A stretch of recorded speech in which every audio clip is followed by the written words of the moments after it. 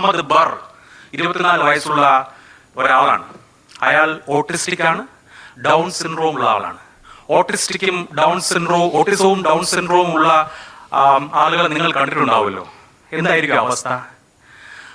ഓട്ടിസ്റ്റിക്കായ down syndrome ബാധിതനായ ഇയാൾക്ക് നേരെ military ഡോഗിനെ അഴിച്ചുവിട്ട് നായയെ കൊണ്ട് കടുപ്പിച്ചു കൊന്നിട്ടുണ്ട്. IDF സംബന്ധിച്ചിട്ടുണ്ട്.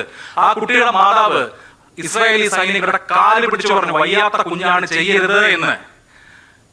ഈ തരത്തിൽ ഭിന്നശേഷിക്കാരെ ഉൾപ്പെടെ മിലിറ്ററി ഡോഗിനെ അഴിച്ചുവിട്ട് കടുപ്പിക്കുന്ന തരത്തിലുള്ള ക്രൂരത എന്തു പറയുന്നു ഇതിനെ കുറിച്ച്?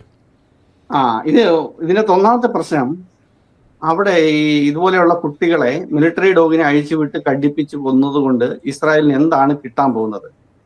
ഇസ്രായേലിന് ഒന്നും കിട്ടില്ല എന്ന് മാത്രമല്ല, അവർ ആഗോള സമൂഹത്തിന് മുമ്പിൽ ഇങ്ങനെയുള്ള കാര്യങ്ങൾക്ക് ഒരുപാട് മറുപടി പറയേണ്ടതായിട്ട് വരും. അപ്പൊ അത് അവരുടെ ഒരു പോളിസി അല്ല എന്ന് നമുക്ക് സാമാന്യ ബോധത്തിൽ എല്ലാവർക്കും മനസ്സിലാക്കാൻ പറ്റുന്ന ഒരു കാര്യമാണ്.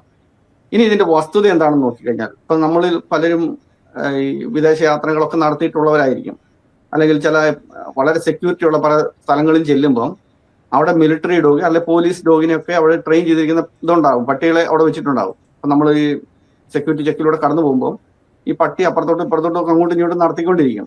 അപ്പോൾ അതിന് മുമ്പ് തന്നെ അവർ എഴുതി വെച്ചിട്ടുണ്ട്, നിങ്ങൾ പട്ടിയെ നോക്കി ശബ്ദം ഉണ്ടാക്കുകയോ എന്തെങ്കിലും തരത്തിലുള്ള ഇത് കാണിക്കുകയോ ചെയ്യാൻ പാടില്ല എന്നതിൽ അവർ മുമ്പേ തന്നെ വാണിംഗ് എഴുതി വെച്ചിട്ടുണ്ട്.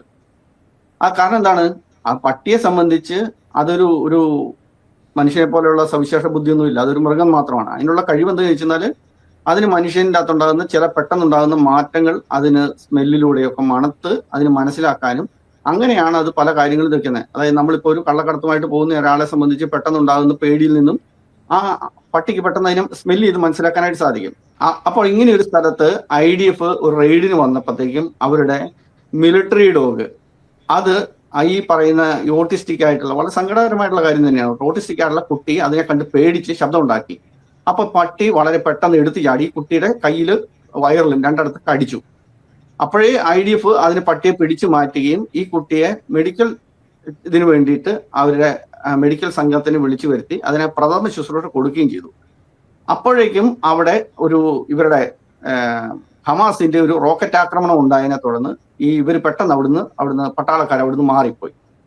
എന്നിട്ട് ഒരാഴ്ച കഴിഞ്ഞപ്പം ഈ കുട്ടിയല്ല 24 വയസ്സുണ്ട്, ഇദ്ദേഹം മരിച്ചു പോവുകയാണ് ചെയ്തത്. അപ്പൊ ഇദ്ദേഹം മരിച്ചത് പട്ടിയെ കടിപ്പിച്ചിട്ടാണ് എന്ന് പറയുന്നത് തെറ്റാണ്. പട്ടി കടിച്ചു എന്നുള്ളത് ഒരു വസ്തുതയാണ്.